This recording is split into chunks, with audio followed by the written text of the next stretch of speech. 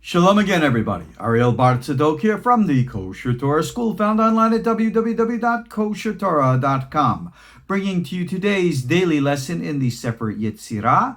This is now lesson 81 in our series, and of course, all of our lessons are dedicated to the safety, the health, the well-being, the prosperity, and protection of everybody around the world facing all the trials and tribulations that we all are, and we all know so well. But now, just remember, again, every single lesson, got to remind y'all with that, what we're teaching here is not theory, it's practice. What we learn here in the Sefer Yetzirah is not just the deepest forms of psychic projection, taking the abstract and forming it into the concrete a la Golem stuff. No, that's there. But remember something, education doesn't begin with your PhD. It begins at the basics. So the Sefer Yetzirah is teaching us basics, if you will, a manual of how energy operates in the universe and operates within ourselves. This is an experiential text.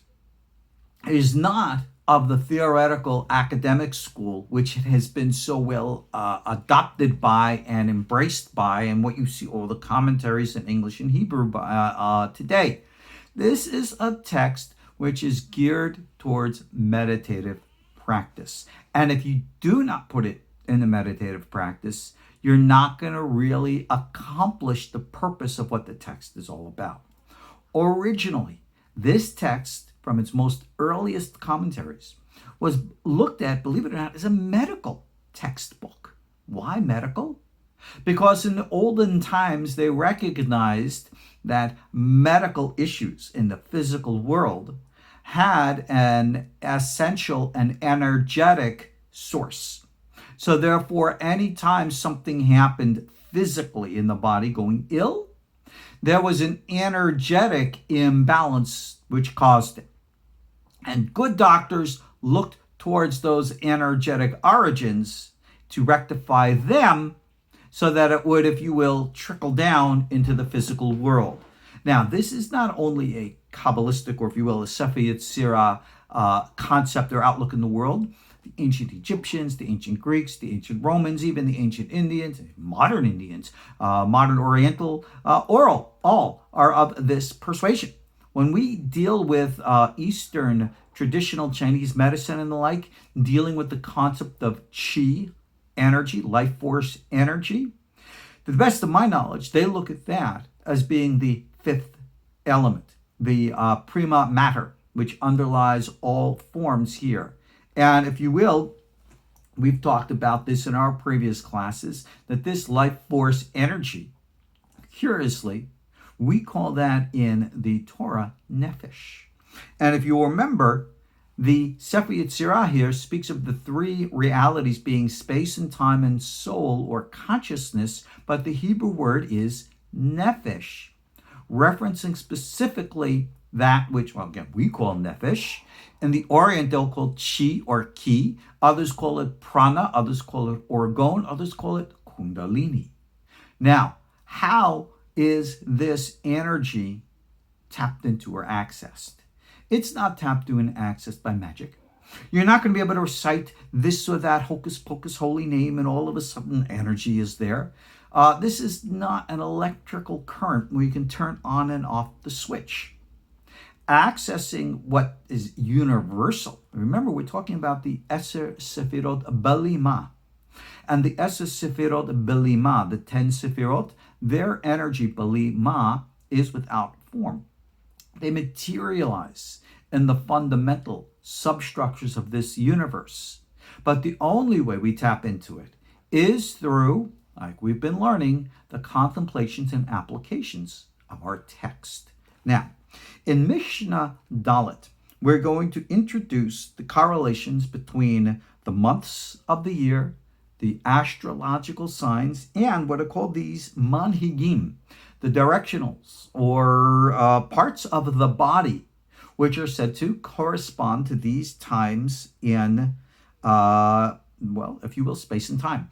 Because the mazalot are looked at as being in space, where I guess they are, and the months of the year are in time, where I guess they are too. And then the parts of the body.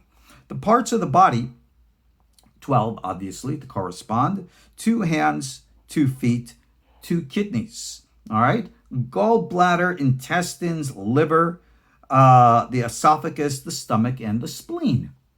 And I've always thought this was rather curious, but this is my pet concerns. How come the most vital organs of the chest cavity are completely not mentioned? Go back, look at every single order. The 7 doubles. The 7 doubles, 2 eyes, 2 nostrils, 2 ears, and a mouth. The 3, the elementals, the stomach, the head, and the chest. What organs, like really important organs, are missing? Think about it. The organ of the olive, the breath, the lungs. We have 2 lungs, and just for the record, the ancients, in the days when this book was written, and maybe a good 1,000 years before, they knew all about human anatomy. Ancient Babylon, ancient Egypt, all these guys, they would, carve apart bodies similar to our modern autopsies. And they knew all about this stuff. How much they knew about the operations of each and every organ, that let the history of medicine document. But they knew that there were lungs there. There was a heart, right? You should love the Lord your God with all your heart. Now, you might want to say, well, when the Sefer Yetzirah refers to the chest, the Reviah, the body, it's referring to both the heart and the lungs. To which I say, well, not necessarily. So how come these organs are left out? And the answer is, that's silence. I don't know. It's very, very interesting. But we look at what we have and recognize that even though this was interpreted to be a medicinal textbook, it is still energetically based. So when we look at the foundations of Eastern Oriental medicine, like Ayurveda and again TCM and the like, and go back into old Western medicine, which is herbological, Native American, Aborigine, and the like, they all had an understanding of energy. And whether it was the medicine men or the shaman or the priest or whoever else it was, they had an understanding of this type of energy, just like we do. And again, I make this point so that you could recognize the commonality of experience as opposed to the differentiations, if you will, in theory. So on the surface, one might look at Indian medicine or Chinese medicine or Aboriginal medicine or Native American and Jewish or Kabbalistic and say, oh, it's all so different. Well, not really. On the surface, for example, you can see I am wearing a shirt. Okay, my shirt is the color that it is. You may be wearing a shirt or a blouse or something else. And we can all argue and say what? Well, that is or isn't a garment. That is or isn't clothing. But kind of is clothing, right? Whether or not a man in our Western tradition wears pants or slacks, or in the Scottish tradition wears a kilt, they're clothing. No, pants is not a kilt and kilt is not pants, but they're both clothing. Energy is energy, just like clothing is clothing. Please understand this. So when we look to the correlations here, Mishnah Dalet outlines for us the 12 mazalot, which are the astrological signs. We all know these, okay? In Hebrew, they are Tele, Aries, Shur, Taurus, Teumim, the twins, of course, Gemini, Sartan, Cancer, Ariel, Leo, Betula, the Virgin, Maoznaim, the scales, which is, of course, the sign for Rosh Hashanah, the new year, scales, how convenient. Akrab, Scorpio, Keshet, Sagittarius, Gedi, Capricorn, Dili, Aquarius, and of course, Dagim, the Pisces. Okay, go and look at the other astrological systems from ancient days, and you will see that their 12 months are pretty much in sync, even though, according to astrology, I think today, I don't know how old it goes back, that there is actually a 13th sign, they say. Well, when you go back to the tribes of Israel, if you remember, Joseph was split in half between Ephraim and Manasseh, which made, 13, because you had Levi. So Levi always get booted out. And when we look at the correlations of the tribes here with everything else, you'll see Levi is not even mentioned. But anyway, where do you think these names came from? All right. The sign of Aries, or the bull, or the twins. Well, obviously, again, go study the history of astrology. And you look at all these points of light and you say, this one looks like this with that, and it looks like this. And this one with that one, and that one looks like that. Well, needless to say, in other cultures, they had other images. Well, who's right and who's wrong? It's not a matter of right and wrong. Just like the garment of clothing differs, so the images differ. It doesn't matter. What you're looking at is the energetic influence upon them. Again, the 12 months of the year. In our tradition, like in the Zodiac tradition, we start with the spring. And the Hebrew months, of course, are Nisan, Iyar, Sivan, Tammuz, Av, Elul, Tishrei, Cheshvan, Kislev, Tevet, Shvat, and Adar. Right? You go get a Hebrew calendar, you see these. And I already read to you the 12 corresponding parts of the body called the manhigim, or directors, if you will. Okay, fine, cool and groovy. What do I do with all this? Well, you will see, and we'll discuss this in our upcoming classes. I've already correlated all of the things here. This is a big chart. It actually took me 2 pages. As you can see, this is here, page 1, and that's, of course, page 2. So there'll be a link to it, obviously, from here. And this is really going to be the compilation of the correlations from Mishnahs 5 through 16, pretty much covering the rest of chapter 5. See, unlike in the other chapters where we could really elaborate, here we're in stuff now where we're in kind of uncharted territory. Uncharted? How could I say that? Well, here, let me read to you something that I wrote here. All right, it's on page 2 there. You read it for yourself.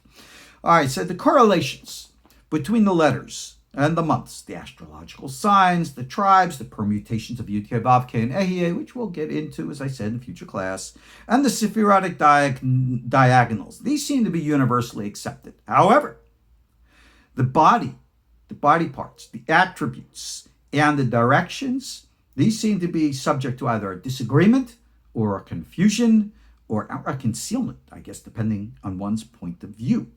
Now, what's the big deal here? We just said we had the 12 parts of the body. Well, where do they correspond to? Well, you can go look. I'm not covering it in this course. I covered some of it in our big 40-hour prophetic Kabbalah course in Sefer Yetzirah. Kaplan covers some of this in his book on Sefer Yetzirah.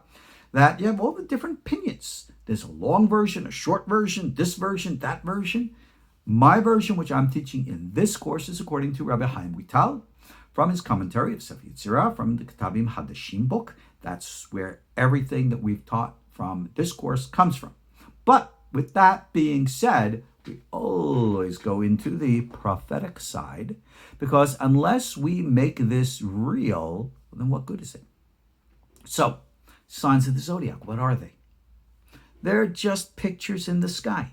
And you could call it Aries, or you can call it Taurus, or whatever. I am pretty sure that the source of these symbols came from the ancient Babylonian Chaldean culture.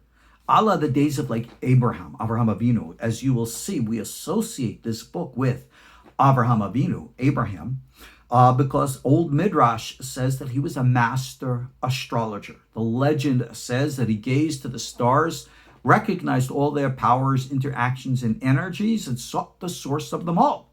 And when he gazed deeper and deeper and deeper to the source of all the individual forces, he came to the singular force, And he asks the question, who are you? And the force says, I am the Lord God. And that is where, in quote, monotheism came from, according to the legend. How true that story is, I'm pretty sure that which we call monotheism predated the Adamic civilization. I'm pretty sure whether it was the Atlantean, the Lemurian, or whoever it was back when, I think they understood the concept of the singularity. Whether they understood it at the Yud-Ke Vav-Ke level or just the Elohim level. These were the kings who reigned in the land of Edom prior to there being a king in Israel. Well, that's a secret on that. Go look up the Otzrot Chaim series. Well, that's another story for another time. But understand now with these correlations, the energy is real. That's the lesson right here. The energy is real. And your question, of course, is how do I tap into this energy? How do I put the right pieces in the right places? Because in all due respect, if we want to put the body parts together by the force of specific letters, which we're going to resonate with specific sounds at specific times in specific ways, we better get it right, or otherwise we're going to create a big mess. So, is that why we have so many different versions of a written text to conceal? That very well might be. But I'll remind you of the law. Yeah, the law. From the Gemara, the Talmud itself, Tractate Hagigah, in which it says with regards to these teachings called Ma'aseh Bereshit, the secrets of creation. You can only teach them, according to the law, from a master to one, maybe two students at most at a time. Why? Because why two students? Why not like with Ma'aseh Merkavah, which is only one? Because with creation, remember, we're forming things in the physical world, and that always requires what? Male and female. Does that mean that the master could teach man and woman? Oh, obviously, yes. I'm sure there are female students throughout all of history. But the relationship of the students, whether they were a Kohen or a Levi, and the teacher being Yisrael, forming the triad or whatever, okay? This was all an energetic pattern of correlation. And that's what you need to focus on. So, what is the right order? Rabbi, tell me. No, it's not for me to tell you. This is not something that you just are given. This is something you have to earn. Who says? The universe says, not me. Okay? You want to know the right ways? Then you have to explore psychically. You have to experiment. You practice the meditative techniques. And as your meditation cultivates within you inner sensitivity, and you become more sensitive to and aware of energies, you will be able to intuit and to feel this goes here and that goes there. And the more that you refine yourself, you will fine-tune it. Most people who are real energy healers, not just the people who call themselves that, but people who really can make a difference, they understand exactly what I'm talking about now. I've worked with energy healers, some of whom are really top-notch, like global class energy healers, like one of my students who's a top-notch guy, is a doctor in Paris. All right, these guys know what they do, know what they're doing. They heal like presidents and things like that because they understand the subtle flow and the nuance of energy. Well, this is what you as an individual need to do. You need to become sensitive, not to the astrological plotting of charts, but to the energetic flow of what they actually mean. It's easy to plot a chart. You can just get an ephemeris. Gosh, you got the computer programs online. It'll tell you where all the stars are today, tomorrow, and yesterday, and 100 years ago. But what does it mean? If Saturn is in this house and Jupiter is in that house in relationship to this planet, what does it mean? Go see the books that are available on Amazon and all the other places. And you'll find 10 different opinions for 10 different books. What is the right opinion? You're looking at it in the wrong way if you think that there's an absolute right or wrong. You have to sense and feel this for yourselves.